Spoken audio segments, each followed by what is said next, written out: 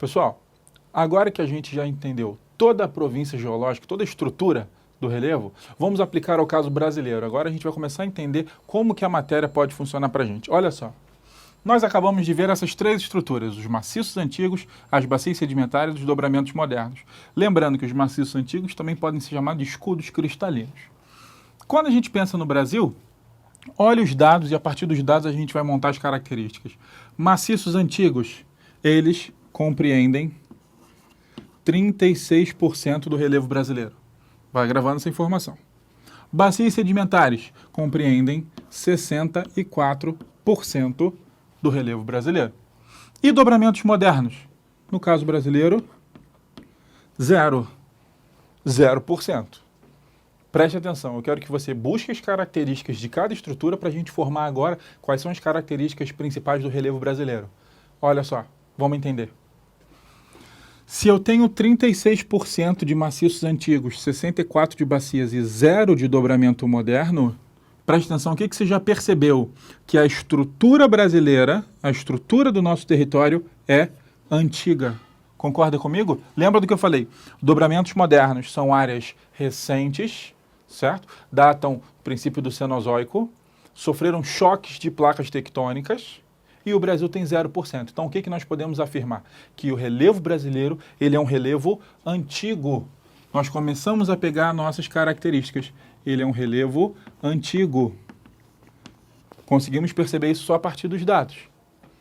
Ele é um relevo antigo, certo? Lembra do maciço cristalino?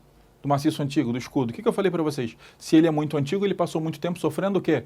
Erosão. Então, ele é um relevo antigo e ele é um relevo muito erodido. Ele sofreu tanta erosão, mas tanta erosão, que ele acabou formando diversas bacias sedimentares. Lembra, a erosão é o transporte, eu tiro o sedimento e carrego para a bacia. Como eu estou sendo erodido há muito tempo, isso significa que o Brasil formou extensas áreas de bacias sedimentares. O que eu falei para vocês? Porção do território correspondente a bacias sedimentares, 64% do território brasileiro corresponde a essas bacias sedimentares. Vocês estão entendendo onde a gente vai chegar com esse raciocínio? Olha só, repara aqui comigo.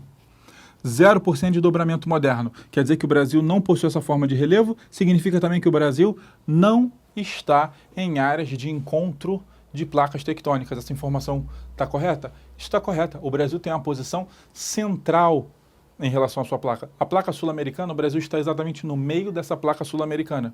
Então, ele não está nas áreas de contato entre as placas. Então, o relevo brasileiro, além de ser antigo, muito erodido, a gente vai falar que ele é um relevo estável.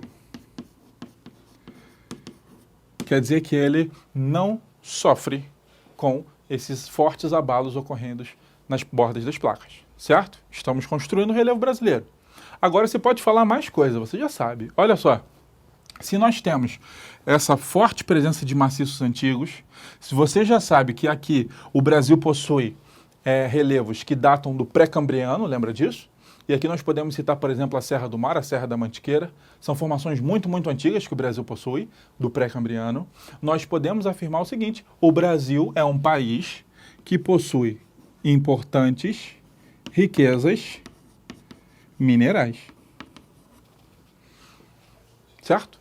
Em outro módulo nós vamos citar algumas dessas riquezas, algumas áreas produtoras, nós vamos ver essa importância, mas a partir da estrutura você já percebeu o quê? Que esses maciços antigos dão ao Brasil a possibilidade de exploração mineral. Primeira informação. Outra informação muito importante é o seguinte, enorme presença de bacias sedimentares. Nós sabemos o que nós encontramos em bacias sedimentares. Encontramos combustíveis fósseis. A partir dessa informação, o que nós podemos falar? Que o Brasil é um país com uma enorme reserva em potencial de combustíveis fósseis. E isso está sendo cada vez mais comprovado. Por quê? Porque as diversas pesquisas que o Brasil tem feito atrás de reservas de petróleo, principalmente, estão sendo bem-sucedidas. É só você mencionar aí, além da plataforma continental que a gente tem ali na nossa região costeira, nós achamos petróleo, por exemplo, no Rio Grande do Norte, achamos, por exemplo, na Amazônia, áreas de extração de petróleo. Certo? Então, nós podemos falar aqui que o Brasil também possui combustíveis fósseis, principalmente petróleo. Agora, outra informação importante é o seguinte, dobramento moderno, 0%. Eu mencionei para vocês o seguinte, os dobramentos modernos, eles também têm um forte potencial hidrológico, ou seja, os rios em áreas de dobramento modernos são muito caudalosos, são muito extensos, são fortes. Por quê? Porque o gradiente de inclinação é alto, então a gente consegue descer com muita força. Esse rio cava muito, ele consegue ir longe. Só que o Brasil, apesar de ter 0% de dobramento moderno, ele tem o maior rio do mundo em extensão, em volume d'água, em tudo. Nós temos o imenso rio Amazonas, apelidado de Rio-Mar, isso não é à toa. Então, uma pergunta para você. Como é que o Brasil pode ter o maior rio do mundo se nós temos 0% de dobramento moderno? Essa resposta ela é simples. O rio Amazonas não nasce no Brasil.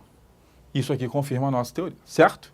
Porque, presta atenção, ele nasce no topo dos Andes, a partir das gotas que vêm do gelo, vai descendo o rio, e aí sim, ele desce os Andes e chega aqui embaixo com muita força. Por isso que quando ele chega no território brasileiro, ele já está muito forte. Então, quando a gente pensar no 0% de dobramento moderno, a gente pode fazer um link com o rio Amazonas. E aí, o que eu quero que você cite para todo mundo ver quanto você entende do assunto? O rio Amazonas, ele não nasce no Brasil. E a gente conseguiu perceber isso tudo a partir da estrutura do relevo. Certo? Espero que esteja claro, agora estamos muito melhores em estruturas do relevo.